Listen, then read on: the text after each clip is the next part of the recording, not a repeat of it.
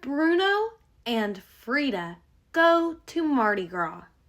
The Adventures of Bruno and Frida. Written by Gary Mallon. Illustrated by Melissa Van Diver.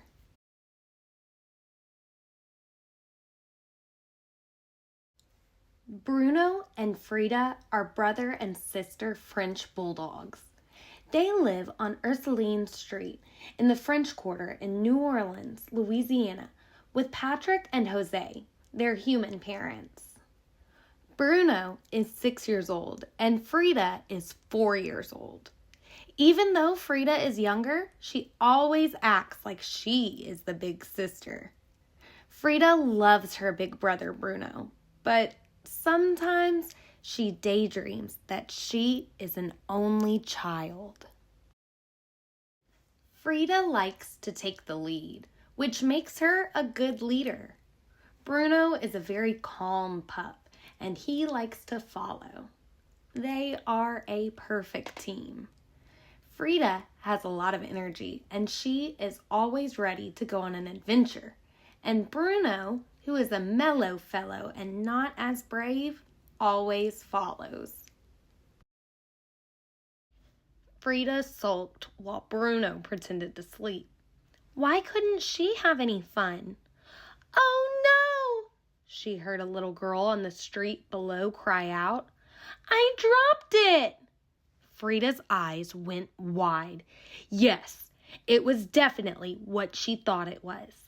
The girl had dropped a beignet. Those delicious, sugar-dusted treats were Frida's absolute favorite. But Jose said if she ate them, she would get sick, and Patrick said they weren't for dogs. But she loved them. And now the little girl and her daddy were walking away, and that beignet was just sitting there on the ground where any dog could grab it. Frida barked at Bruno. "Brother, get up! It's an emergency!" Blah! Toot! Went the trumpet outside the window. Tappity tap tap went the drums. Frida ran to the window and put her front paws on the sill. "Bruno, come and see! The Mardi Gras parade is starting!" "Come on, Bruno. It will be fun to go to the Mardi Gras parade by ourselves.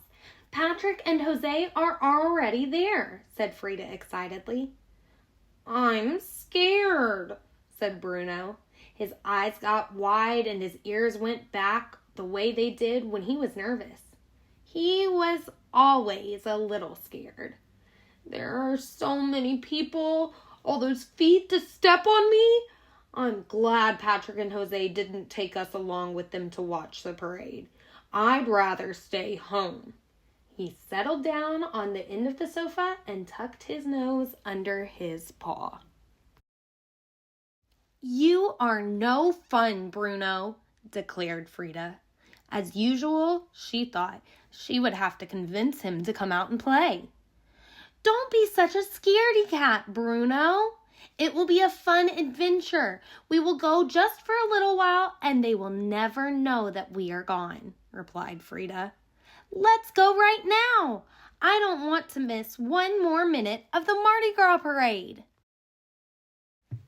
Frida marched out the door and boldly strolled down Ursuline Street in the direction of the parades, and Bruno obediently followed. "Frida," asked Bruno, "what is Mardi Gras anyway?" "Oh my, Bruno," said Frida, who knew almost everything. "Mardi Gras is just one of the best days of the year. Mardi Gras is a big party, especially in New Orleans. People dress up in bright and colorful-looking costumes. Some people wear masks. There are parades with all sorts of beautiful floats and marching bands and cheerleaders and baton twirlers. There are dance troupes and people twirling flags and people on horseback. There are flambeaux. There are people throwing colorful Mardi Gras beads from parade floats, and there are parents holding their children up in the air to catch the beads. It's a day when there are lots of people in the streets, and they are so happy and having fun.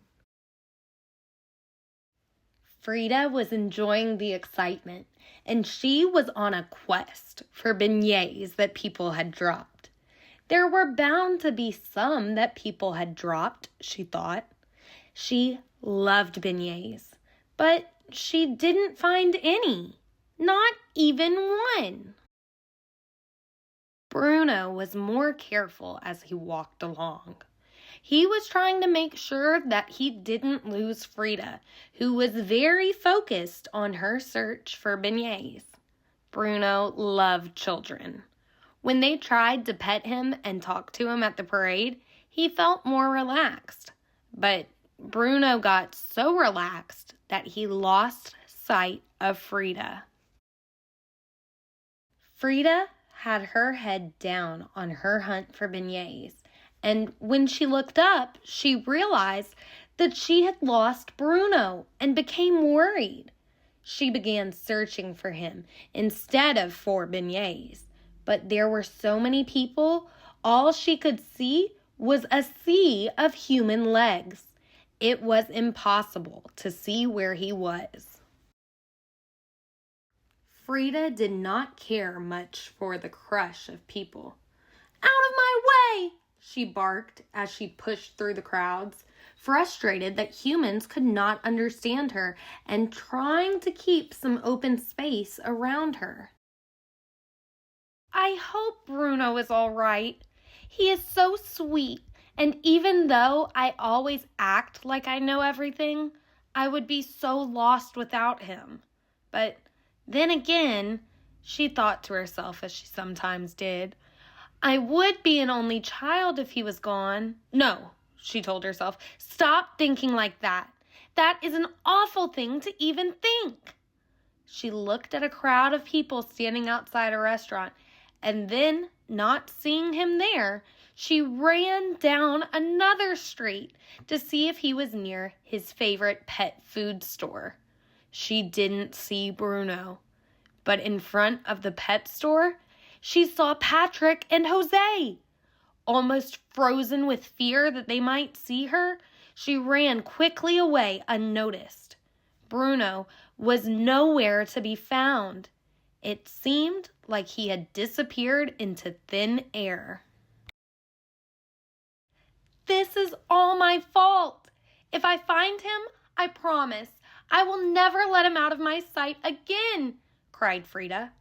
Then, up ahead, in front of a school, Frida saw Bruno. He was surrounded by lots of children, all loving him and petting him. He looked so happy, and he was even being hand-fed beignets by the children. And boy, did that make Frida jealous. "Bruno!" she yelled above the noise of the crowd and the loud music. "Hi, Frida," he said without even seeming afraid. "I met these wonderful children. They're so nice and they fed me beignets too. I've been playing with them and they love me. This was such a fun day. Thanks for encouraging me to come to the Mardi Gras parade, Frida." Frida barked. "Glad you enjoyed the parade and the children, but next time you better not wander off without me, Bruno, and you should not be eating beignets either." "Sorry, Frida," said Bruno. "I'm gonna try not to do that again, but you know how much I love children, and I didn't beg for the beignets, I promise. They just gave them to me." Annoyed that she had not found even one beignet, Frida declared, "Let's go home now, Bruno, before Patrick and Jose get home from the parade and realize that we are gone." And off they went to their home on Ursuline Street in the French Quarter. Just minutes after they got home, Jose and Patrick returned, and to Frida's delight, they had a special treat. A beignet for Mardi Gras. This one is for me, said Frida, as Bruno sheepishly looked away, knowing he had already been fed his share of beignets by the children. It was the perfect end to a perfect day, thought Frida, satisfied and happy as she and Bruno cuddled together in their warm and cozy bed, dreaming of all the adventures they had at the Mardi Gras parade. The end.